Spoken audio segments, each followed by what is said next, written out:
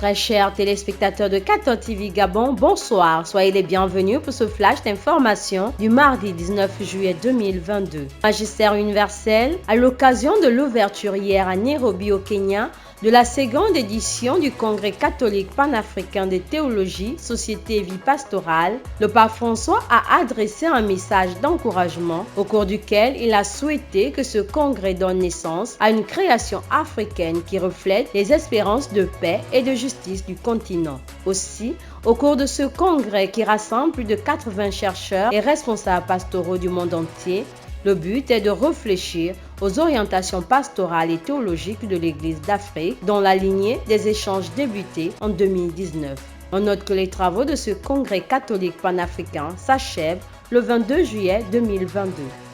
À l'occasion de l'organisation du 1er au 7 août 2022, aux béatitudes du 6e Festival des Jeunes, les membres des disciples de l'agneau de la communauté des béatitudes étaient des nôtres afin d'inviter les jeunes de notre archidiocèse de Libreville ou ceux qui y passent des vacances à une rencontre autour du thème « Mon fils que voici était mort est revenu à la vie ». Le coût de participation est de 35 000 francs CFA. Tous les jeunes de 12 à 35 ans y sont conviés. Ce sera le dimanche 31 juillet 2022 à 11h au Petit Séminaire Saint-Jean que sera célébrée la messe de clôture de l'année jubilaire dédiée à Saint Ignace de Loyola.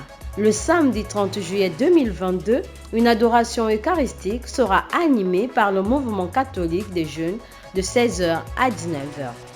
En rappel, cette année jubilaire a été ouverte le 31 juillet 2021. Saint du jour.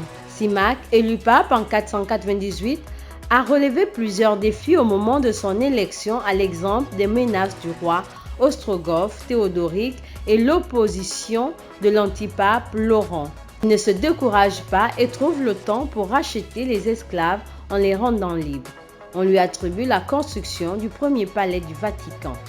Bonne fête à tous ceux qui se prénomment Simak. Très chers téléspectateurs de 14 TV Gabon, c'est ainsi que se referme le flash d'information de ce mardi 19 juillet 2022. Nous vous remercions de l'avoir regardé. En route pour les 200 ans de notre Église, gardons la foi, l'espérance et la charité.